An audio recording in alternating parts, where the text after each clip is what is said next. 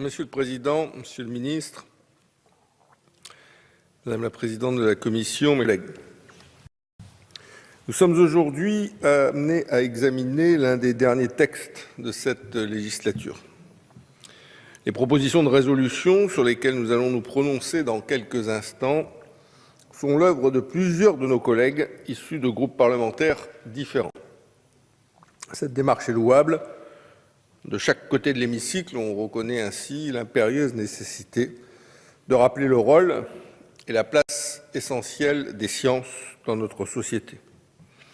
Elles ont aujourd'hui la capacité de nous aider à relever les défis auxquels le monde est confronté, et c'est au pouvoir public d'accompagner la recherche et l'innovation.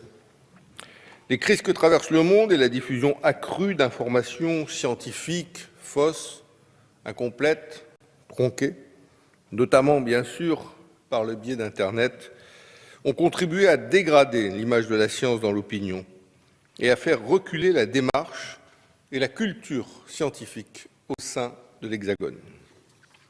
Pourtant, c'est la recherche, et avec elle l'ensemble de ces hommes et de ces femmes dévoués à leur mission qui ont permis aux sociétés d'avancer et d'évoluer au fil des siècles.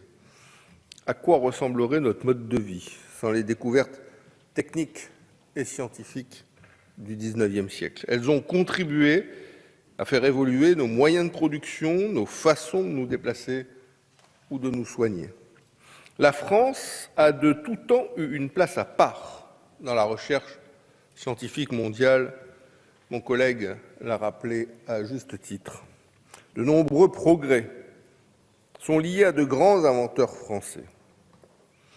Louis Pasteur, bien sûr, Marie Curie et tant d'autres qui ont contribué un jour à faire rayonner la France et à marquer l'histoire du monde à jamais. Pourtant, depuis plusieurs décennies, la recherche française décroche et est victime d'une image qu'on peut qualifier, et je le regrette, de dégradée. En 2014, notre pays se situait certes au 8e rang mondial en nombre de chercheurs, mais loin, loin derrière la Chine, les États-Unis ou même le Japon. La question de la fuite des cerveaux français vers l'étranger, notamment les États-Unis, est récurrente. Si la portée de ces départs est difficile à mesurer, la faiblesse des moyens matériels ou des rémunérations peuvent contribuer à ce phénomène. À bien des égards, pourtant, la recherche française doit être un atout considérable, vecteur d'innovation et de progrès. Il est donc indispensable de réaffirmer sa place dans notre République.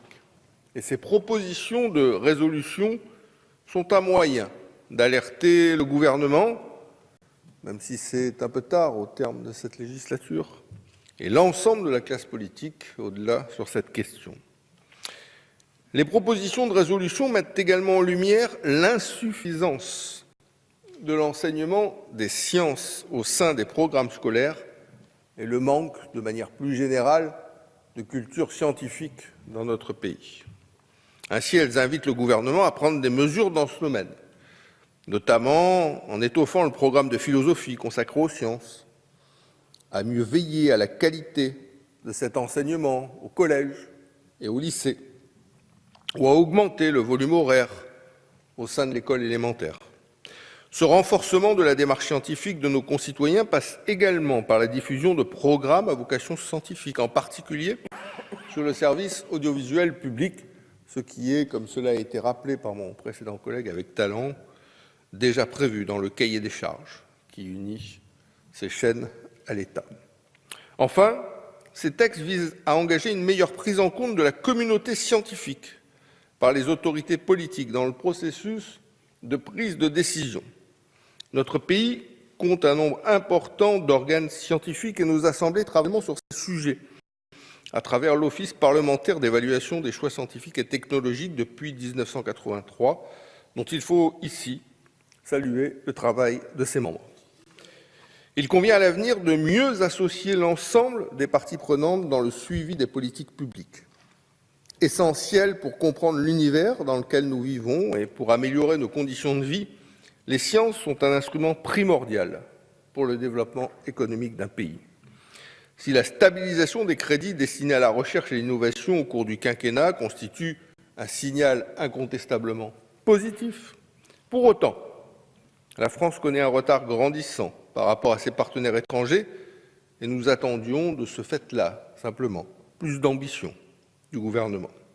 Il conviendra, durant le prochain quinquennat, d'hisser la recherche scientifique comme priorité nationale. Mes chers collègues, le groupe IDI est conscient du rôle essentiel des sciences au sein de notre République. Nous sommes particulièrement inquiets de constater une défiance envers les informations et les institutions scientifiques, cette défiance qui s'installe dans notre pays. Elles sont pourtant un bien commun qui mérite d'avoir toute sa place dans notre société. Ainsi, ces propositions de résolution visent à interpeller le gouvernement sur la nécessité de renforcer l'enseignement des sciences au sein de nos écoles, d'améliorer le dialogue entre instances scientifiques et politiques et de réaffirmer le rôle essentiel de la science pour l'innovation. Cette démarche transpartisane est très révélatrice de l'urgence à réagir et à agir. Le groupe UDI s'y associera en votant ces 3 propositions de résolution.